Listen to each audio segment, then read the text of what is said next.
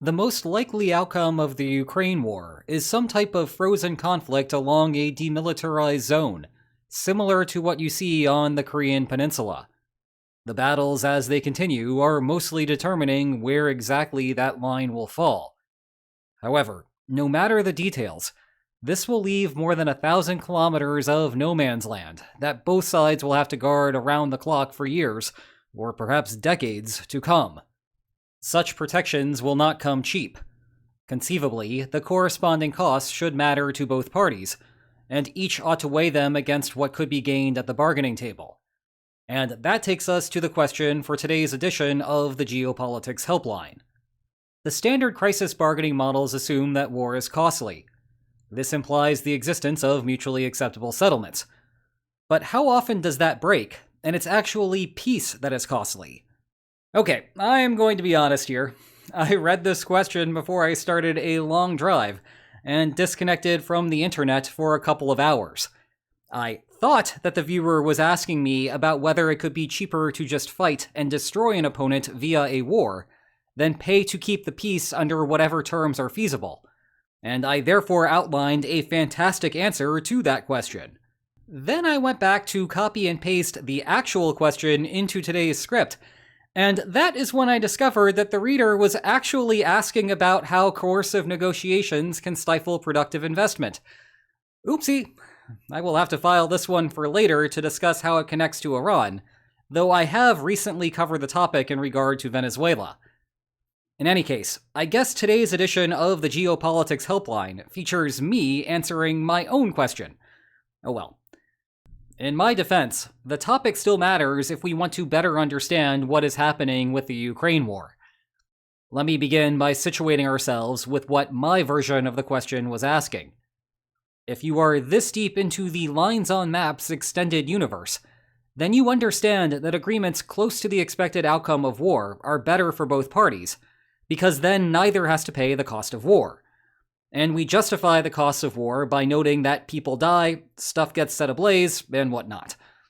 Okay, fine, but after reaching a settlement, it is not like everyone just goes home. Oftentimes you will maintain large standing armies, and still divert a good portion of industry to military production. In fact, we should not trivialize inefficient peacetime spending. In 2025, the world spent $2.9 trillion on their militaries, most of which was not earmarked for a hot war. Now, that may be better than the alternative, but it is still a lot of money.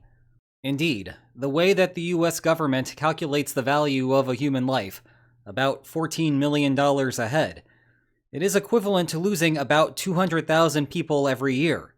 Not like any country would understand what that is like in 2026.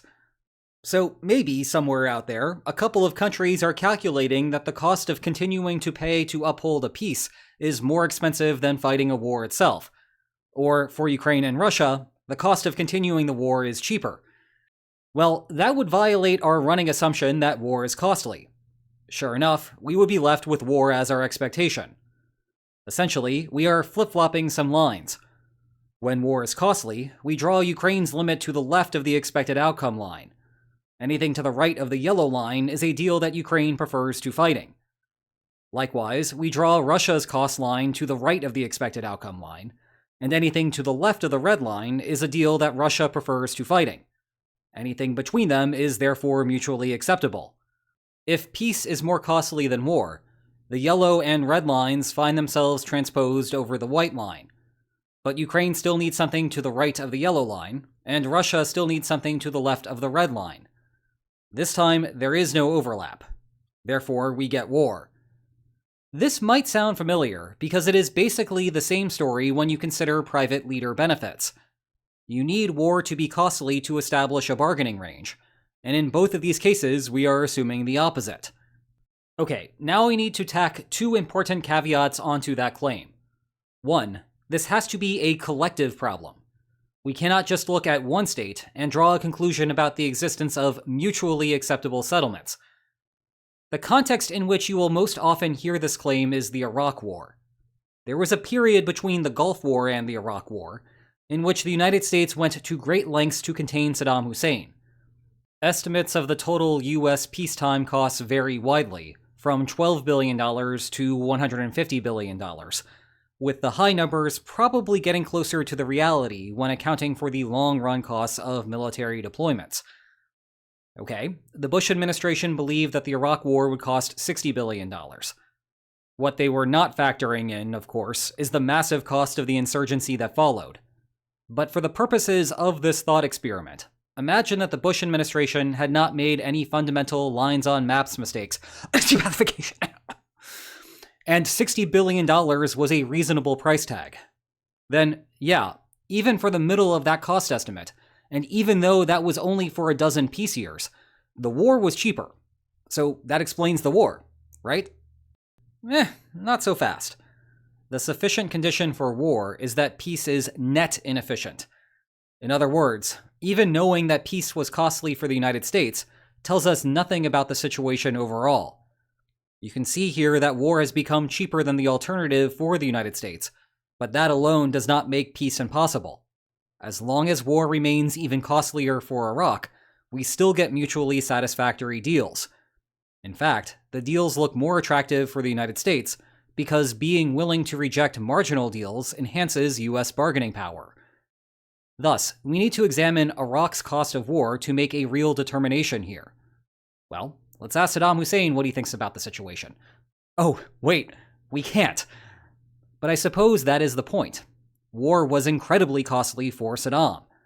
So even if the United States thought it was cheaper to fight a war, we still cannot make sense of the war. All that we should expect is that the United States received an incredibly good bargain, leveraging its negative costs of war against Saddam's extreme costs of war. Now, I do not want to suggest that the absence of a coherent argument here means that the costly peace explanation for war never happens. But I believe that we ought to think harder about how this plays out in the real world. Countries tend not to maintain high levels of armaments for fun. Rather, they militarize because they need to mitigate bargaining problems. Let's use Iraq again to illustrate what I mean. Suppose Saddam was not worried about his own life, but Iraq was situated with the same problem that the United States had. Namely, relaxing Iraq's military posture would allow the United States to take advantage of the country. So peace was also costlier than war for Iraq. Well, the ideal situation to the problem is not to fight a war. It is for both sides to scale down their military armaments so that the balance of power stays relatively the same, but both sides spend less to keep the peace. Usually, the reason that this cannot happen is because there is a preemptive war incentive. I can strike while you are not prepared, and vice versa. For both of us to go along with the peaceful alternative, we both have to expect to earn more than would be the case if we each unilaterally struck first. But we cannot, so bargaining breaks down. Now, I would not describe this as a costly peace causing a war. I would instead describe it as a preemptive war caused by something analogous to a first strike advantage. If we wanted to get closer to a costly peace actually causing a war, I think that the best way to go is to note that bargaining problems often have solutions. It just may be that those solutions are more expensive than fighting.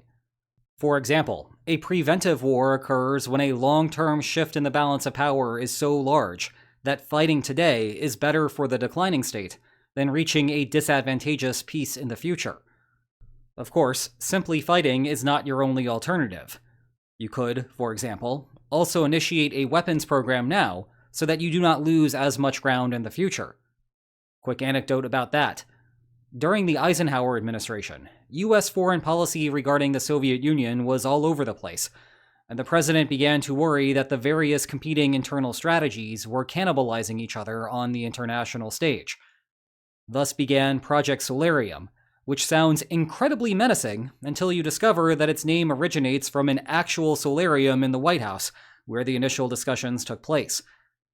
Project members split off into 3 teams, each tasked with arguing in favor of a particular strategy. Eisenhower vetoed setting up a 4th team, which would have advocated for a general war against the Soviet Union unless Moscow capitulated. This was right before the first Soviet thermonuclear test. Eisenhower worried that the United States would have to be ready on an instantaneous basis to inflict greater loss on the enemy than he could reasonably hope to inflict on us.